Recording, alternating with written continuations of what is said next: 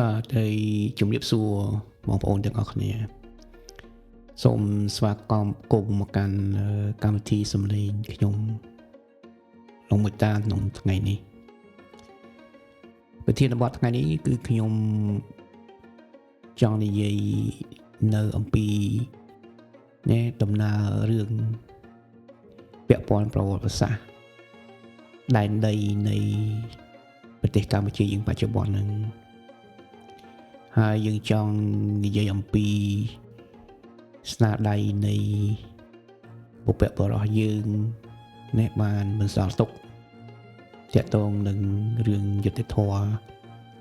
ដែលកម្ពុជាទទួលបានមកកន្លងមកបងប្អូនបានឃើញខ្ញុំបោះសរសេរច្រើនពាក់ព័ន្ធនឹងប្រវត្តិសាស្ត្រអធិបតេយ្យភាពដែនដីនិងអធិបតេយ្យភាពនយោបាយរបស់កម្ពុជាយើង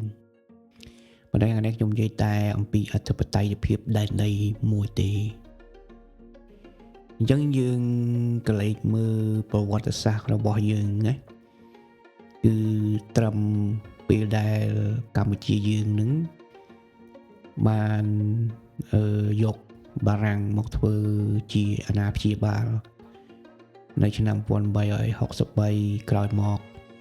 ក៏បានធ្លាក់ចូលទៅក្នុងអាណានិគមនិយមបារាំងហ្នឹងហើយជិត100ឆ្នាំប៉ុន្តែក្នុងរយៈពេលនៅក្រោមអាណានិគមនិយមបារាំងហ្នឹងយើងមានចំណុចល្អនិងមានចំណុចដែលអវិជ្ជមានច្រើនដូចគ្នាចឹងយើងមើលបារាំងចូលមកដាក់អាណានិគមស្រុកខ្មែរយើងហ្នឹងបារាំងបានទៅទាមទារយកដីណាមួយចំនួនធំមកវិញខេត្តសៀមរាបនៃខេត្តដ៏មានជ័យបាត់ដំបងអីយើងហ្នឹងកោះកុងអីយកបានមកវិញយើងយកបានមកវិញហ្នឹងតាមរយៈអ្វីគឺនៅតាមរយៈគេហៅថាទី1សន្ធិសញ្ញាបារាំងសៀមឆ្នាំ1904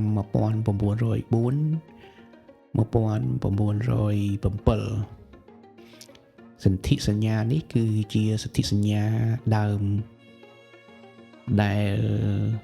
ថៃនិងបារាំងបានយល់ព្រមគ្នាណាទាំងផែនទីកម្ពុជាយើងបច្ចុប្បន្នហ្នឹងគឺយល់ព្រមទទួលស្គាល់ហើយថៃហ្នឹងក៏បានយកផែនទីនឹងមកប្រើប្រាស់ណារហូតមកណាជាង50ឆ្នាំកន្លងក្រោយមកហ្នឹងហើយអញ្ចឹងរឿងកើតឡើងក្រោយមកទៀតគឺមាននៅក្នុងសង្គ្រាមលោកលើកទី2ណាយើងដឹងស្រាប់ពីសង្គ្រាមលោកលើកទី2ជប៉ុនណាវាបង្កបញ្ហាសង្គ្រាមហ្នឹងមើលទៅពីអាស៊ីមកដល់ហាក់ដូចជាមានព្រៀបអញ្ចឹងថៃបានទៅពឹងពាក់ជប៉ុនឲ្យជួយដើម្បីយកទាមទារយកមកវិញប៉ុន្តែនៅឆ្នាំ1941ហ្នឹងគឺគេបានធ្វើសន្ធិសញ្ញានេះគេហៅថា Tokyo Conventional ហ្នឹងទីដើម្បីផ្ទេរទឹកដីកម្ពុជាហ្នឹងគ្រាន់មិនមែនឲ្យថៃទេគ្រាន់តែឲ្យគ្រប់គ្រងសិនទេបារាំងអត់ឲ្យធ្វើចឹងទេហើយក្រោយមកទៀតនៅពេលណាជប៉ុនចាញ់សង្គ្រាមអាមេរិកណាអាមេរិកដាក់គ្រាប់មកគ្រាប់ទៅងាប់ផ្ទុះងាប់អីអស់ហ្នឹងទៅបានជប៉ុនសុំចុះចាញ់ហ្នឹងយើងដឹងហើយអញ្ចឹងនៅឆ្នាំ1946អាមេរិកបានហៅបារាំងហើយនឹងថៃនឹងមកវិញដើម្បីចុះធ្វើកិច្ចព្រមព្រៀងមួយទៀតសន្ធិសញ្ញាមួយទៀតដែលដើម្បីធ្វើគេហៅសន្ធិសញ្ញាដំណោះស្រាយទឹកដីហ្នឹងគឺគេហៅ Franco-Siem Settlement Treaty អញ្ចឹងសន្ធិសញ្ញាហ្នឹងគឺបានចុះហត្ថលេខានៅថ្ងៃទី17ខែវិច្ឆិកាឆ្នាំ1946នៅទីក្រុងWashington DC របស់យើងនឹងជាឃើញ យើងមើល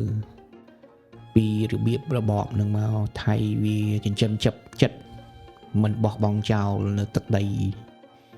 ដែលវាបានចាញ់បារាំងណាក្នុងសម័យអាណានិគមបារាំងទេ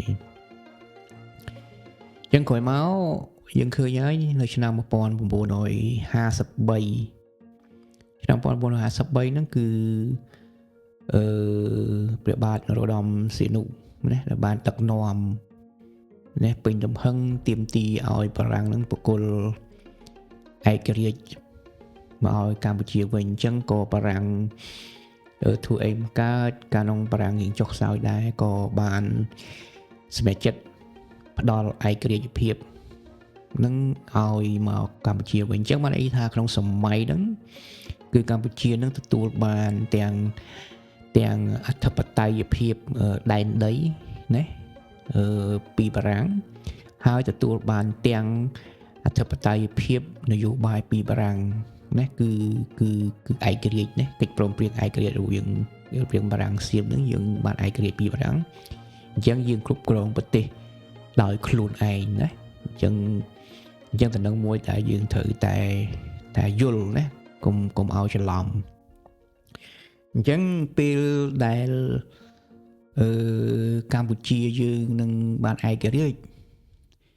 ថៃនោះចាប់ដើមឡំប៉ាណាចាប់ដើមឡំប៉ាអញ្ចឹងគឺរករឿងអញ្ចឹងសម្ដេចព្រះបាទនរោត្តមសីហនុនឹងគាត់នៅឆ្នាំ1962គេនឹងថៃនឹងក៏យល់ព្រមគ្នាថាឡើងតុលាការអញ្ចឹងគឺ62ហ្នឹងគឺជាយើងឡើងតុលាការហើយតុលាការបានសម្រេចចិត្តតុលាការគេហៅICJ ហ្នឹងគេបកប្រែខ្មែរមកថាតុលាការយុត្តិធម៌អន្តរជាតិហ្នឹង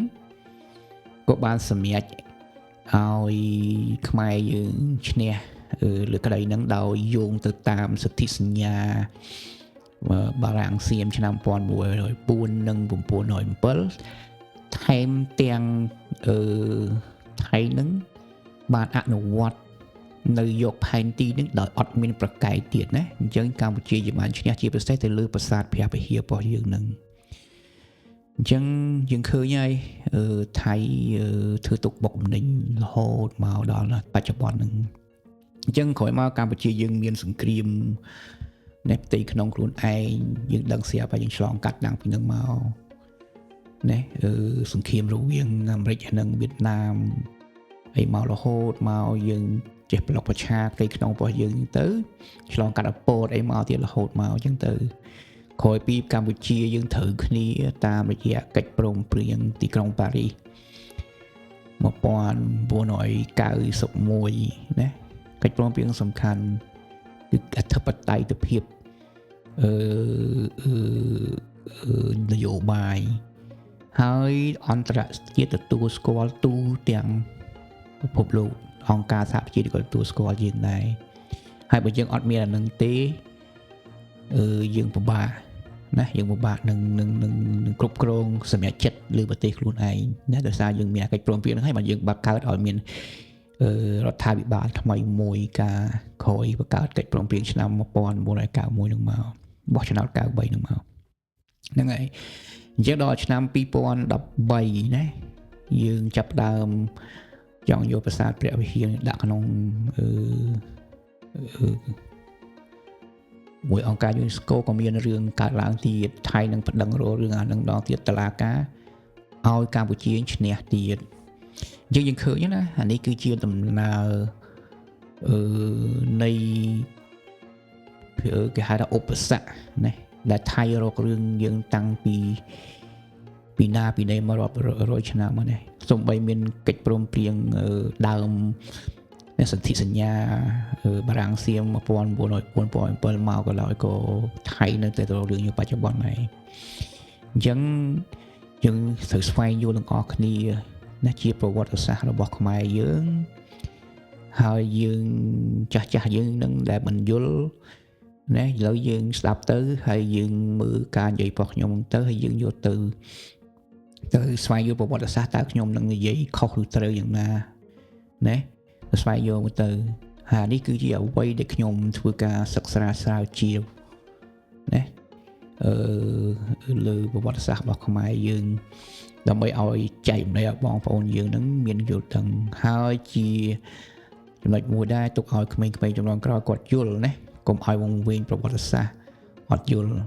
ហើយជាប្រវត្តិសាស្ត្រនេះគឺយើងត្រូវតែយកមកមិនមែនតែខឹងថៃខ្ញុំមិនចង់ឲ្យបងប្អូនទៅខឹងថៃទៅខឹងអីវាជាមេរៀនរបស់យើងទៅថ្ងៃអនាគតយើងត្រូវតែត្រៀមលក្ខណៈខ្លួនឯងឲ្យបានរឹងមាំអភិវឌ្ឍសេដ្ឋកិច្ចរបស់ប្រទេសយើងឲ្យបានខ្លាំងណាអញ្ចឹងមកកុំឲ្យខ្លាំងទៅយើងគេខ្លាចយើងហើយណាហ្នឹងហើយយើងត្រូវត្រៀមខ្លួននៅកន្លែងហ្នឹងមួយព្រោះទោះបីថ្ងៃអនាគតក៏ទៅថៃនឹងក៏ចង់បានវាប្រើកម្លាំងនឹងវាយយកទៅនឹងពីលើយើងបើយើងខ្សោយជាងចាញ់វាអញ្ចឹងយើងមានប្រើតែផ្លូវច្បាប់និងការទូទេដើម្បីដោះស្រាយបញ្ហាជាមួយវាហើយចំណាយពេលវេលាយូរតិចទៅដើម្បីយកឈ្នះតាមផ្លូវច្បាប់កុំឲ្យមានការបង្ហូរឈាមហ្នឹងហើយខ្ញុំចង់និយាយតែប៉ុណ្្នឹងចែកម្លែកបងប្អូនអរគ្នាសូមបងប្អូនជាស្រ័យក្នុងការនិយាយខុសឆ្គងតាណាពាក្យពេចន៍អីហ្នឹងបាទណាអរគុណដែលបានចំណាយពេលវេលាតាមស្ដាប់នៅការបកស្រាយរបស់ខ្ញុំបាទសូមជម្រាបលា